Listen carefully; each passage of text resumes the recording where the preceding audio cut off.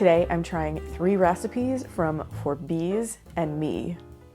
This is a Gooseberry Patch cookbook that was originally published in 1995, and we'll talk more about it a little bit later. I am so drawn to these 1990s era Gooseberry Patch cookbooks. It's just pure nostalgia for me, I think. This is a kind of cookbook that like maybe my mom would have bought. If you don't know about Gooseberry Patch, it started out as like a mail order catalog. Eventually they started publishing cookbooks, and then the cookbooks were so successful that they dropped the catalog and focused on publishing. This book primarily focuses on gardens, gardening, garden produce. So we're heading into summer. We're not quite there yet. It's quite cold here in Ohio as I'm filming this. Sometimes when you are a gardener, I'm not a gardener, but if you are a gardener, you might end up with an abundance of produce.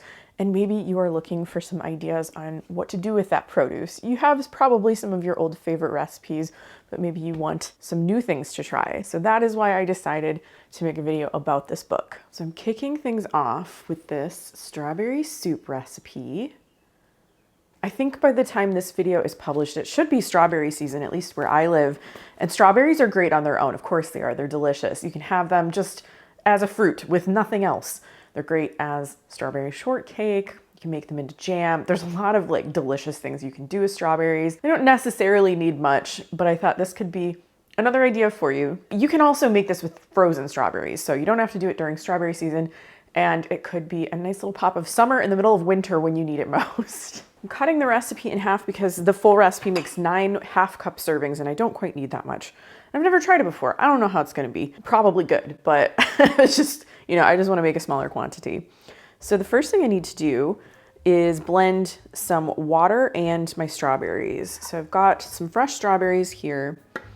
I don't need all of this water. I only need about 1/4 cup. I'm just gonna eyeball it. We'll do a splash. It's all gonna get mixed together anyway. I need a little bit more. And I'm supposed to blend this until they are smooth.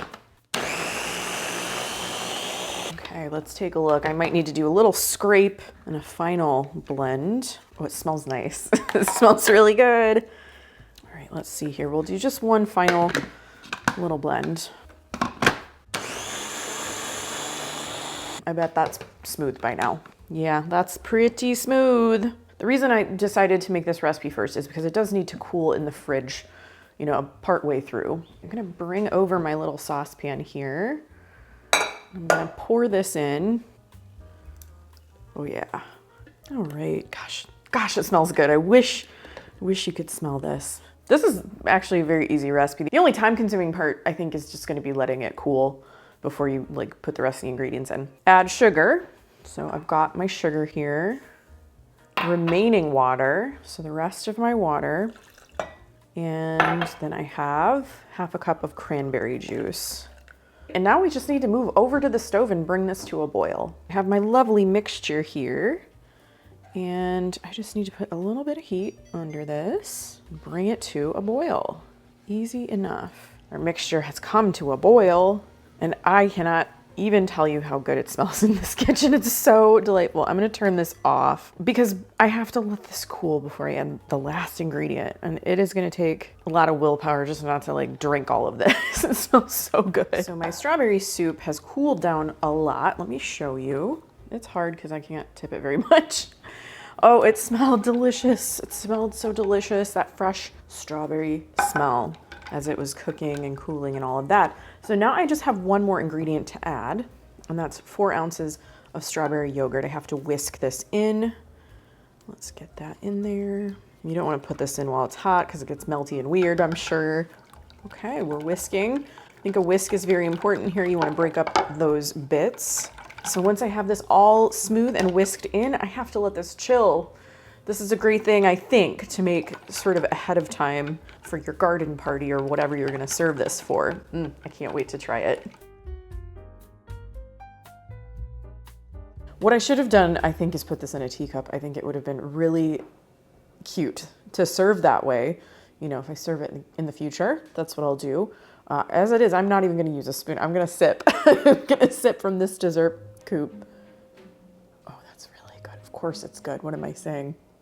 This is just a little bit bigger than the intended serving size. You're supposed to serve this in like a 1/2 cup. This is definitely a little bit bigger than that. But I think you could use this either as a little bit of a starter or a dessert. It's not like super sweet. I think it would be really good with a dollop of creme fraiche on top.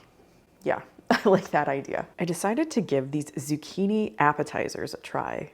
I wonder if you can hear that. We've had so many red-winged blackbirds around lately coming to our feeders, and that's the sound they make.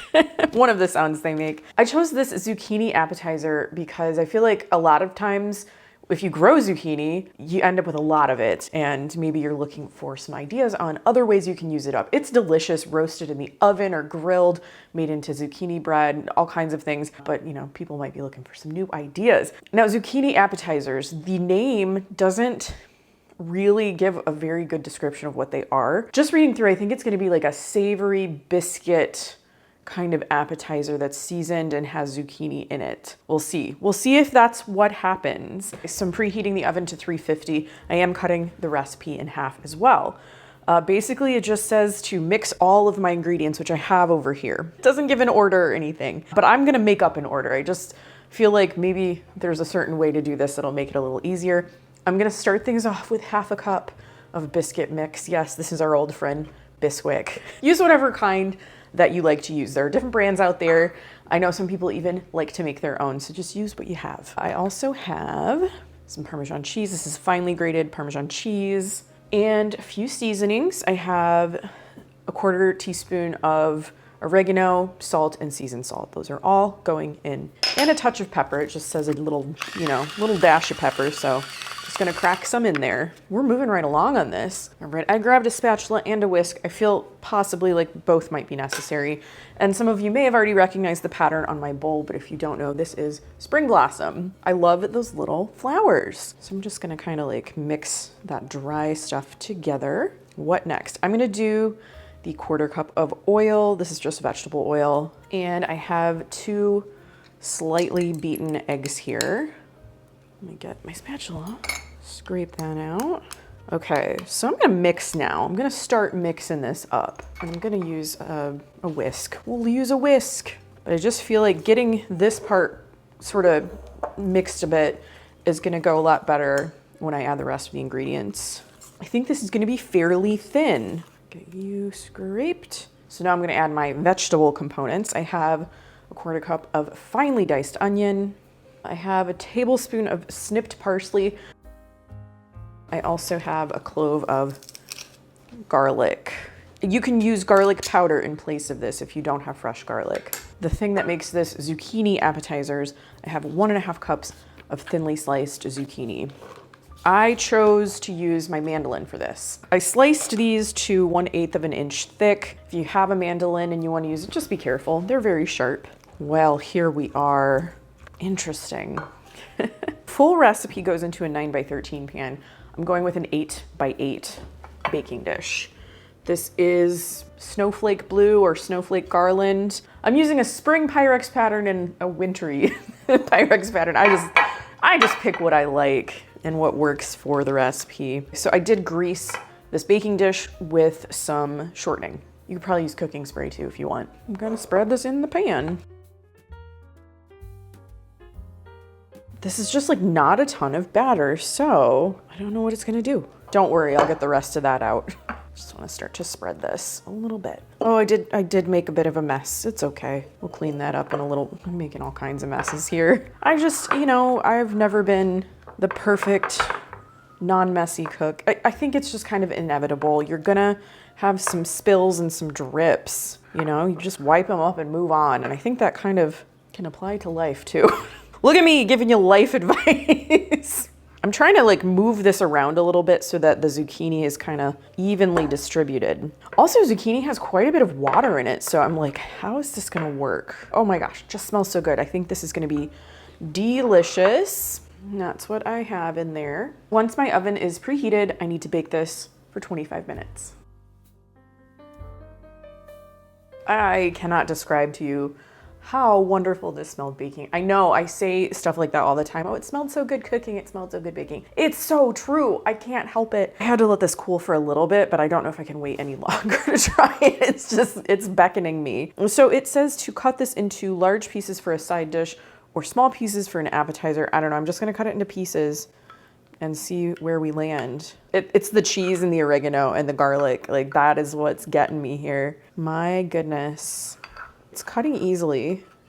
Hopefully I greased this well enough that it's not gonna be too hard to get out of the pan. The name doesn't give like a good indicator of what this is gonna be either. I don't think it does. Maybe like a puffy omelet or a biscuit or like a zucchini shortcake. We're gonna find out any minute now. I'm gonna pick it up with my hands. Oh, that came out beautifully. Oh, will you look? Yes, wow. I had zucchini fall off. Okay, just even that little bite of zucchini, yeah. Oh, this is gonna be great. I love this. It's fluffy, it's puffy. It's kind of like an Impossible Pie. I mean, there's Bisquick in it. I wondered if that's kind of where we were gonna land, but I'm very curious to see how this turns out, like when it cools even more. It's still kind of warm right now because I couldn't wait. Stop it, this is so good. I recommend this recipe. That cheese in there, the garlic, the seasonings, and yes, of course, the zucchini. The zucchini does have a very good flavor. I know sometimes it can be a little bit bland, but like the combination of all of these things just makes this really delicious little bite. My final recipe is this Garden Bounty pasta. One of the reasons I chose this recipe, because at the top, it says that you can enjoy this hot, cold, or reheated. You're speaking my language. I love a versatile dish, and I also really love pasta. So I like that you can eat this right away hot. You can serve it cold, maybe as like a pasta salad the next day, or if you want, you can also reheat it. Love it. This recipe kind of has 2 stages to it. It says cook pasta and set aside. I already did that. Chop 2 fresh tomatoes and add cheese. At 1 fresh tomato, cutting the recipe in half like I normally do. So I do have 1 nice big tomato that I cut into bite-sized pieces. Not like a super small dice or anything. It just says bite-sized pieces, so there we are. I also have some Parmesan cheese. We love it, we love it. I have olive oil here, but I'm only gonna add part of it because you use some of it to cook the rest of the ingredients. We've got some salt, and it just says a dash of pepper. I'm just gonna crack some in there. Honestly, I'm gonna mix this together and I could just stop here and eat this, I think. It looks good to me. Yeah, I do kind of just wanna get in there with a fork. We've mixed all that together, and I just need to set this aside, and we're gonna move over to the stove. So I have the rest of my olive oil heating up in a pan, and I'm gonna add a bit of diced onion to that. And I just need to let this cook. I think it says until it's lightly browned. Yes, it just says to brown lightly. So give it some time to do that. It is starting to brown a bit, so now I get to add my zucchini. This is 1 zucchini that I have quartered and sliced. It says 1/4 inch pieces, like 1/4 inch thick slices. And some yellow squash. There we are. And now it just says to cook this for 5 or 6 minutes. Now the next ingredient is supposed to be half of a No. 1 size can of Italian plum tomatoes, right there.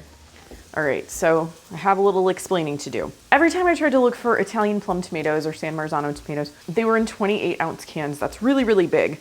A No. 1 size can, it says, what I was able to find, just the standard No. 1 size can is about 11 ounces. This recipe calls for half of that, which is 5.5 ounces. I'm further cutting the recipe in half, which is what, like 2 3/4 ounces. I didn't want to open a can of Italian plum tomatoes just to take 2.5 or whatever ounces out of there and then have the rest of it. So I'm going to be using just some canned fire roasted diced tomatoes. I don't really know what the goal of the canned tomatoes is here, if it's to make it kind of saucy or what, but that's what I'm going to do. I'm just telling you so that I don't get yelled at. Someone's still going to yell at me for this though. You know that, right? Okay, so the zucchini has been cooking for 5.5, 6 minutes, starting to get a nice and browned. So I'm gonna go ahead and add more ingredients, like the tomatoes I just talked to you about. They're fire roasted, that's why they have those little black flecks in them. I just thought it would add a nice flavor. I'm gonna stir that in a bit. Just a teeny bit of white wine too. Teeny tiny bit. We have garlic. Whoops. A bit of garlic there. I maybe should add more, but We'll see. We'll see. I would like to add more. I don't have any peeled, so maybe next time we'll do that. So now I just need to let this mixture heat through, and then we're gonna bring everything together. Here we are. We have everything ready, and now we just have to put it all together. So I've got my cheesy tomato bowl. I've got my pasta. This is bow tie pasta. It's like teeny tiny bow tie pasta. Actually, as it was draining, I let it cool and it kind of stuck together just a little bit, but that will be fine because pretty soon all of this stuff will be mixed together and it'll break apart. I gotta show you how teeny tiny these bow ties are. So tiny the camera's having trouble. There we go. Very small. And my zucchini mixture over here. A little bit of everything. Yeah, I could see where this would be delicious. Either hot or cold, doesn't matter. Give that a mix. Super excited. The garlic and the white wine smell very good. Yeah, I just want to make sure all of the pasta gets broken up. Well, the final touch on this dish is going to be fresh dill. So I have some chopped fresh dill. Oh my goodness, that smells so good. It says toss lightly. So I'm being gentle. Be gentle with your pasta, be gentle with yourself. It looks so good. There it is. Really excited to try this. I think you could add more cheese to it if you want. I'm not doing that just yet because I wanted to see what it was like just with that level of cheese. It smells yummy. It tastes very fresh. Very simple, fresh flavors. I really like the addition of the dill because you might think like, oh, basil. Put basil in this. I mean, you certainly could, but that dill is like a nice surprise. I can definitely see eating this cold. This is warm right now, but I think eating it cold would also be delicious. Gosh, that dill really adds something. For Bees and Me was published in 1995, and it comes to us from Gooseberry Patch. I mentioned a little bit about Gooseberry Patch at the beginning of the video, but it began in 1984 in Delaware, Ohio. I think, I have several Gooseberry Patch cookbooks in my collection. You see them all over the place at like used bookstores and things here in Ohio, and I think that's why. They started out as a catalog. It was two friends, Vicky and Joanne, and the catalog sold like country items, country themed decor.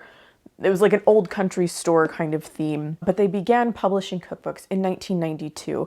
And I happen to have that very first cookbook. I have done a video about this very first cookbook, Old Fashioned Country Christmas. I will link that video in the description down below if you missed it, but I specifically sought out this copy because it was published in 1992. It's like maybe a first or second edition. So I really just, for some reason, in this case, I really wanted that original 1992 copy. So many people loved the cookbooks that they decided to discontinue the catalog in 2010. I know a lot of people were very sad about that. And ever since, they have been focused on publishing cookbooks and calendars. So you see a lot of these types of things out there. The recipes are crowdsourced, so people send them in and they're tested and, they might just be published in one of the books. This particular cookbook is more than recipes though. And even in Old Fashioned Country Christmas, it was like half recipes, half other stuff. So this one has a garden theme to it. So it's divided into lots of different chapters. This first one is like helpful garden hints. I want to show you some of these drawings because I think they're really neat and really detailed. Helpful garden hints for the people that can actually grow things. I am not great at growing things, so, I'll look at these. I will consider them, but they're maybe not my kind of thing. Then we move on to a chapter called A Bouquet of Ideas. There's another drawing right there. Ideas in general. I thought maybe like garden specific ideas, but they're kind of all over the board. To brighten up a narrow kitchen or bathroom windowsill, I use old glass baby doll bottles, miniature perfume bottles, and old glass dairy creamers that I've found at the flea market and garage sales. I like to put individual pansies in them. Violets and other short stem flowers also work as well. Cute little vases of flowers in your window. Just little bits and pieces to brighten your day. There is a chapter of garden themes. So if you're really into gardening and like landscaping and planning out your garden, they have a whole lot of suggestions of themes that you can do. So like a butterfly garden here, a bee garden, a fragrant garden. So lots of nice smelling things, including lavender, rosemary, roses, scented geraniums. That would be very fresh and lovely smelling, I think. And then we come to Sunny Garden Memories. And this section of the book is stories, poems, things that are submitted by readers that maybe, maybe are nice and they would like to share with others. Some herbal beauty potions, so things that you can do with those herbs and flowers from your garden. And that is when we get into the recipes. So the book is like half recipes, half everything else, but it is fun. It is nice to just kind of sit and read this. I picked this book up at the Saugatuck Book Nook on our latest trip to Saugatuck about a month ago, and I kept going back to it. It was on the shelf. I picked it up because I immediately recognized this binding right here, this plastic kind of spiral binding with the Gooseberry Patch logo. I picked it up and looked at it. I put it back. I looked around, and then I went back to it. I looked at it again. I put it back. And then that third time I was like, I keep coming back to this book. I think I probably should just buy it. And it was like the perfect book to buy on vacation because I could just sit there and be leisurely and just kind of like look through the ideas, relax and just like read through all of it. It was so nice. I think this book originally was maybe given as a gift to someone. Like this kind of book would be a really nice gift because it has a whole combination of things. If you have a gardener in your life, I believe this one is discontinued from their line, but I mean, you can still find used copies like I did. The condition is wonderful.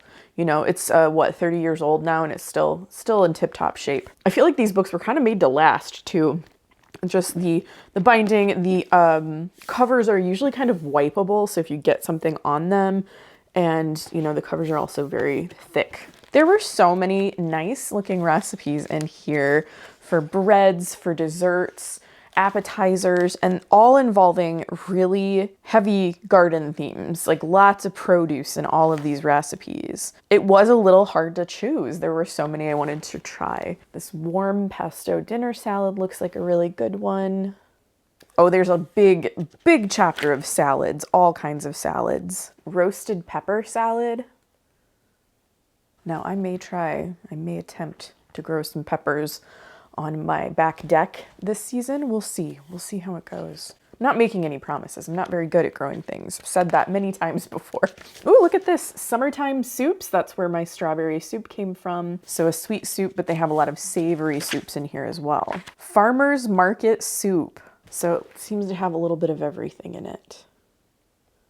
Ooh, lemon basil cookies. That sounds very interesting and pretty good too. Also lemon snowflakes, kind of like, it looks like a pecan sandy with like a lemon flavor to it. Whoa, I just saw a recipe flash by. I gotta come back to it. Let me see if I can find it. Watermelon cookies? Okay, wait, are these do they look like watermelon? Or are they like truly watermelon? Okay.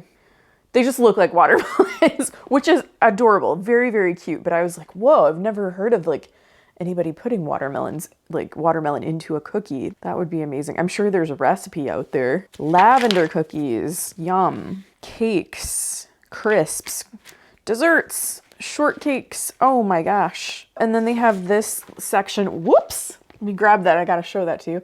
This section of the book called Garden Gathering.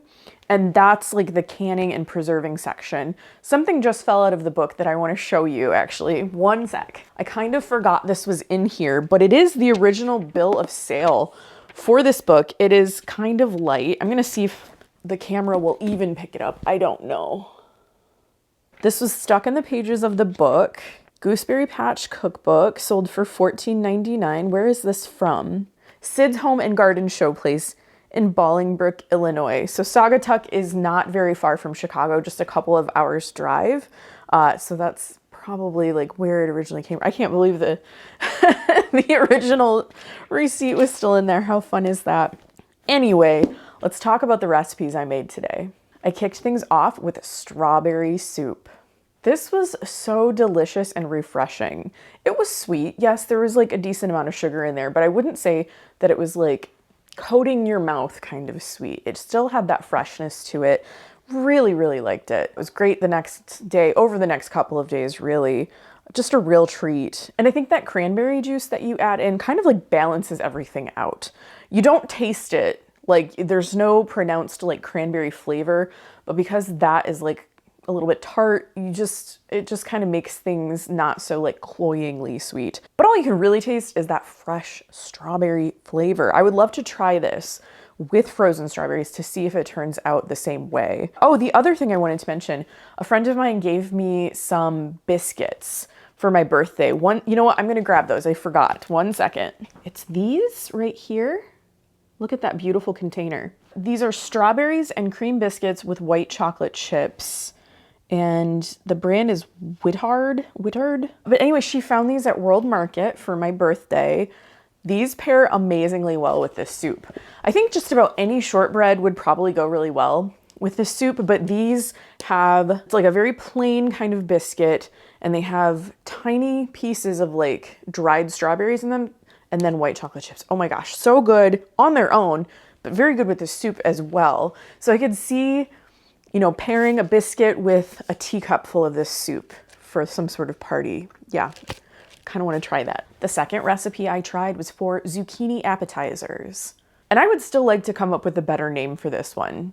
Yes, there's zucchini appetizers, but like that doesn't kind of like encompass what they are. The flavor on these was just amazing. I really, really enjoyed them. I think I mentioned this is a little bit like an impossible pie, but not really. So when I tried them when they were like pretty fresh from the oven, yeah, I had let them cool, but it was still fairly warm. They were a little bit, you know, they were fluffy and puffy, but they were kind of like a little leaning toward the eggier side. But then as I let them cool, and especially when I reheated them, I noticed they were a little bit more bready or biscuity. I actually ate some of these for breakfast one morning. Delightful. Actually, I think I had them twice for breakfast. One time I tried reheating them in the microwave, one time in the toaster oven. Both worked equally well. So do what you want to do there. I would almost call these zucchini biscuit squares. That's not very good either.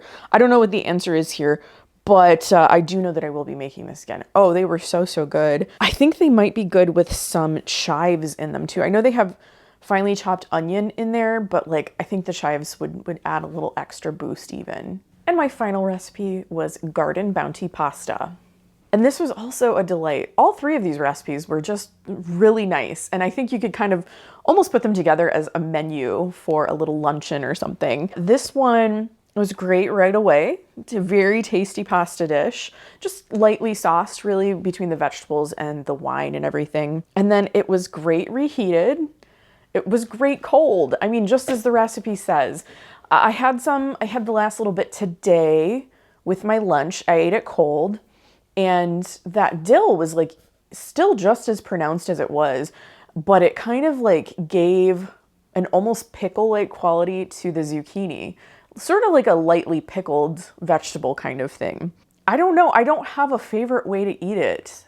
So I do kind of like that you make this, and then if you have leftovers, you can have it any number of ways, and it all works really well. So I hope you enjoyed this little look at For Bees and Me from Gooseberry Patch, and I hope it gave you some good ideas on how to use your garden produce this summer. Do you love cookbooks and recipes from the 1990s? I have an entire playlist, and I'll link it in the description down below. I'd like to say a special thank you to my Patreon supporters. If you'd like to join us over there, I'll have a link in the description so that you can do that. I hope you enjoyed this video. If you did, please give it a thumbs up, share it with a friend, and subscribe to my channel if you haven't already. I post videos about food, vintage cookbooks, and retro recipes every week. Thanks again for watching, and I'll see you in my next video. Bye.